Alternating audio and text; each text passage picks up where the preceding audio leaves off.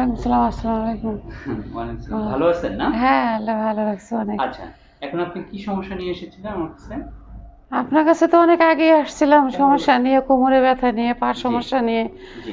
তা ওই সময় মানে আপনার ডিস্ক প্রলাপস ছিল কোমরে। হ্যাঁ, ডিস্ক ডিস্ক প্রলাপস প্রচন্ড ছিল। কোমরে ব্যথা ছিল, পা দিকেও হ্যাঁ, ছিল। তাই তারপরে আপনার কাছে দীর্ঘদিন চিকিৎসা আমার নেওয়ার চিকিৎসা পর নেওয়ার পরে এখন তো সেই এখন সমস্যা নেই। মাশাআল্লাহ সেই সমস্যা নাই, ভালো। আলহামদুলিল্লাহ। তো আহ, আজকে হঠাৎ করে আপনি প্রচন্ড পায়ের ব্যথা নিয়ে প্রচন্ড, আসলেন। আজকে 3 দিন যাবৎ প্রচন্ড পায়ের প্রচন্ড ব্যথা। পায়ের ব্যথা। আমার দাঁড়াইতেই পারি না, এক পা, আচ্ছা, ডান পা। তারপর আপনার কাছে আসলাম, যেহেতু আগে আমি উপকার পেয়েছি আপনার কাছ আচ্ছা, থেকে, তা ভাবলাম না আপনার সাজেশন নিয়ে কাজ করব। আচ্ছা। তারপরে আপনার আপনি কাছে মনে হয় অন্য আসলাম। ডাক্তারও দেখিয়েছেন? হ্যাঁ, অন্য ডাক্তার যেখানে যেখানে যাবার দেখিয়েছেন আরকি। দেখিয়েছেন, যেটা করতে বলছেন আমি করছি। তারপরে এখন আজকে আসার পরে আজকে আমরা আসার পর আপনি নতুন একটা থেরাপি দিলেন, আলাদা একটা থেরাপি আলাদা দিলেন একটা আপনি। নতুনত্ব পায়ে যেটা দিলেন, জি, দেওয়ার এটা পরে খুবই ভালো লাগছে। ওই সময়টা খুব আরাম লাগছে, আরাম পাটা চেপে লেগেছে। চেপে লাগছে, খুবই ভালো লাগছে। মানে ওই মুহূর্তে মনে হয় যেন আমার পায়ে কোনো ব্যথাই নেই। ব্যথাই নেই। তা নামার পরে মার্শাল্লাহ ব্যথাটা আগের থেকে অনেকটা অনেকটা কমে কমেছে। গেছে।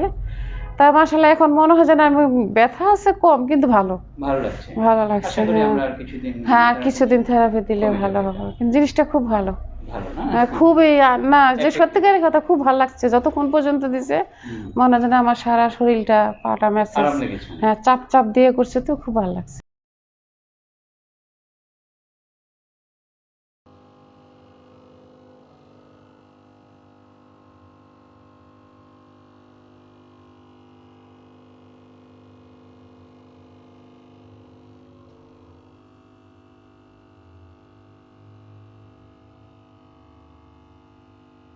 মাত্র আমরা যে কেসটা দেখলাম, এটা একটা আর্টারির অ্যাথারোস্ক্লেরোটিক প্লাগ ডিপোজিশন হয়ে গেছে লোয়ার লিম্বে, এবং উনি কাপ মাসেলে প্রচণ্ড ব্যথা অনুভব করছিলেন, আমার কাছে আসলেন। তো আমরা যেটা করলাম যে এই ধরনের সিমটম আসলে কাপ মাসেলে প্রচণ্ড ব্যথা এবং টাইটনেস, ক্র্যাম্প অনুভূতি, এটা আসলে 2 রকম কেসের ক্ষেত্রেই দেখা যায়। যে আর্টারিয়াল প্রবলেমের জন্য দেখা যায়, অ্যাথারোস্ক্লেরোটিক চেঞ্জের জন্য দেখা যায়, অথবা ডিপ ভেনে যদি থ্রম্বাস ফর্ম করে সেক্ষেত্রেও হতে পারে।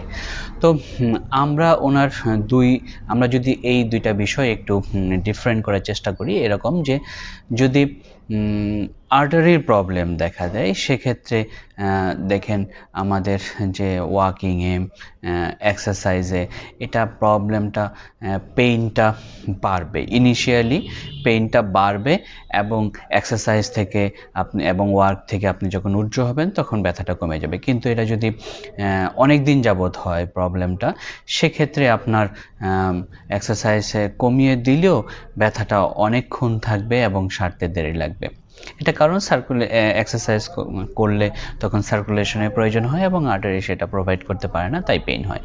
কিন্তু যদি আমি ডিপ ভেন থ্রম্বাসের একটা বিষয় থাকে, সেক্ষেত্রে কিন্তু ওয়াকিংয়ে পেইনটা কমবে, কিন্তু দাঁড়িয়ে থাকলে আবার বাড়বে।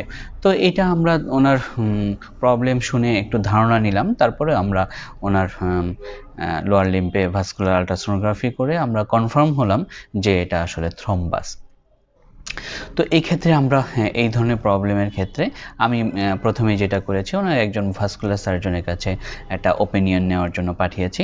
উনি যেই ধরনের ওষুধগুলি দিলেন, যে এরকম যে অ্যানালজেসিক এবং অ্যান্টিকোয়াগুল্যান্ট এবং ওনার ফ্যাট রিডাকশনের জন্য ওষুধগুলি দিয়েছেন, এবং এটা সময়ে সময়ে সিভিয়ার পর্যায়ে যদি যায় তখন সার্জারিরও প্রয়োজন হয়ে থাকে। তো ওনার ক্ষেত্রে সেটা ওনার অবস্ট্রাকশনটা 30%-এর মতো, এবং আমরা জানি 30% অবস্ট্রাকশনে খুব কমই থাকে, এবং কোলেটারাল যে সার্কুলেশনগুলি থাকে সেক্ষেত্রে সার্কুলেটরি খুব বেশি প্রবলেম অনুভব হয়নি, এই জন্য সিরিয়াস অবস্থায় যায়নি, সার্জারি প্রয়োজন হয়নি। তো কনজারভেটিভ ম্যানেজমেন্টের ক্ষেত্রে আমরা ফিজিওথেরাপিস্ট কী করতে পারি আসলে পেশেন্টের, এটা কনজারভেটিভ ম্যানেজমেন্ট ক্ষেত্রে এটা অ্যাডভাইসগুলি খুব ইম্পর্টেন্ট, যে ওনাকে টাইট শক্স এবং হট কম্প্রেশন, ইউজুয়ালি পেশেন্টরা ব্যথা হলেই একটা ধারণা হয়ে গিয়েছে যে গরম শেক দেওয়া, কিন্তু এক্ষেত্রে খুব সাবধান যে গরম শেক না দেওয়া এবং এই ধরনের বিষয়গুলি অ্যাভয়েড করা। এবং ফিজিওথেরাপিস্ট আর কি করতে পারেন, যে এটার মূল বিষয় থাকবে যে সার্কুলেশনটা বাড়ানোর জন্য সার্কুলেটরি এক্সারসাইজ, স্ট্রেচিং এক্সারসাইজ, এবং আমরা যদি বার্জার্স এক্সারসাইজ যেটা আছে সেটা যদি করি, এবং আমি ক্ষেত্রে এই এক্সারসাইজগুলির সাথে সাথে সফট টিস্যু ম্যানিপুলেট করা, এবং কারণ হচ্ছে ওনার এই কেসগুলির ক্ষেত্রে কাপ মাসেলের সাথে সাথে কোয়াড্রিসেপসেও প্রবলেম দেখা দিতে পারে এবং ওনারা তাই ছিল।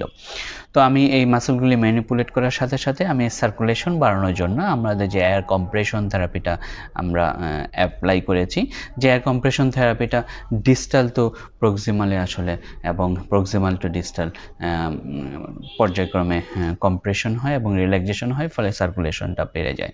এই প্রসিডিউরটা মেনটেনগুলি করার ক্ষেত্রে ফলে উনি অনেক আরাম বোধ করছেন। আশা করি পর্যায়ক্রমে যদি সিরিয়াস কেস না হওয়ার দরুন এটা কনজারভেটিভ ম্যানেজমেন্টে আমরা উন্নতি পাবো, এটা আশা করছি। তো এই ক্ষেত্রগুলিতে যারা আমরা প্র্যাকটিস করি এটা খুব খুব খেয়াল করতে হবে যে এটা আসলে খুব সিরিয়াস, এই ধরনের কেসগুলি লাইফ থ্রেটিংও হতে পারে, যে আমার কত পার্সেন্ট আসলে অবস্ট্রাকশন আছে সেটার দিকে খেয়াল রাখা, তার স্কিনের কোনো পরিবর্তন হয়েছে কিনা, যে এটা দিয়ে অবস্ট্রাকশনের পরিমাণটা বোঝা যায়, তার সেন্সরি প্রবলেম হয়েছে কিনা, আসলে বার্নিং সেন্সেশন হতে পারে এবং সেন্সরি লস পর্যন্ত হতে পারে, মাসেল পাওয়ার কমে যেতে পারে, যেটা আসলে নার্ভের সিমটমগুলি হতে পারে, কিন্তু এই ধরনের কেসগুলির ক্ষেত্রে এই ধরনের সিমটম দেখা দেয়। এইগুলি আসলে খুব সাবধানতার সহিত খেয়াল করা, এবং যদি এই ধরনের সিরিয়াস কেস থাকে অবশ্যই একজন ভাস্কুলার সার্জনের কাছে হ্যান্ডওভার করা। আর যদি সিরিয়াস কেস না থাকে আসলে, তাহলে আপনার উচিত হবে একজন অভিজ্ঞ ফিজিওথেরাপিস্টের কাছে যাওয়া, উনি সঠিকভাবে ডায়াগনোসিস করে আপনাকে ফিজিওথেরাপি দেবে। আশা করি আপনি সুস্থ হয়ে যাবেন। ধন্যবাদ সবাইকে। আসসালামু আলাইকুম।